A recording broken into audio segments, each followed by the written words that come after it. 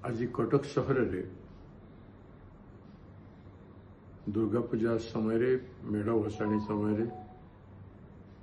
जो प्रकार भाव अशांतिकर वातावरण देखा देछि एवं हिंसात्मक व्यवहार होती दुईटी कम्युनिटी कथा प्रश्न उठी एवं जो भाव में आघात प्राप्त होती से सब कटकर संस्कृति कटकर ऐतिह्य ठीक न।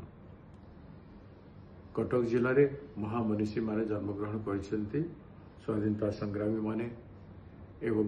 ओडिशा निर्माता माने कटक सहर एवं ओडिशा संस्कृति एवं परंपरा को निर्माण करके रखिछन्ति। से सहर में सदाबेले भाईचारा रही आसी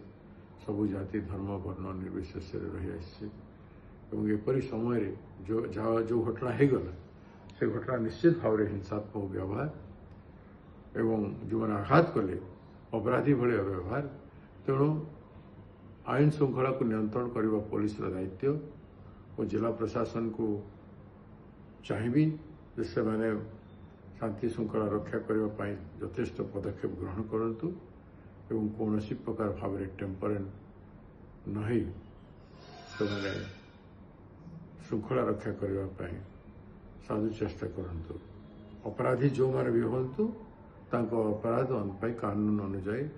से दंडित होबार आवश्यकता रही। अपराधी कौन सी जाति किंबा धर्म वर्ण नहीं न था अपराधी को नहीं कि गोटे जाति को गोटे धर्म को से जेकोसी धर्म एवं जाति हो ताहाको निंदा करवाटा उचित हम ना आमर संस्कृति परंपरा ओडिशार संस्कृति परंपरा तेणु जहाँ केमती समाधान करा जाय पारिबो आईन अनुजाई केमती अपराधी मान दंडित हो पारिबे एवं कटक सहर में श्रृंखला केमती रक्षा कर जाय पारिबो से समस्ते चेष्टारत होबार उचित। मु कटकवासी समस्त को अनुरोध करुछि श्रृंखला रक्षा करंतु दयाकरी लोकंक हित पाई ओडिशा हित पाई एवं कटकर शांति श्रृंखला रक्षा करने आपण मैंने समस्ते आम समस्ते प्रयास कर आवश्यकता रही। नमस्कार।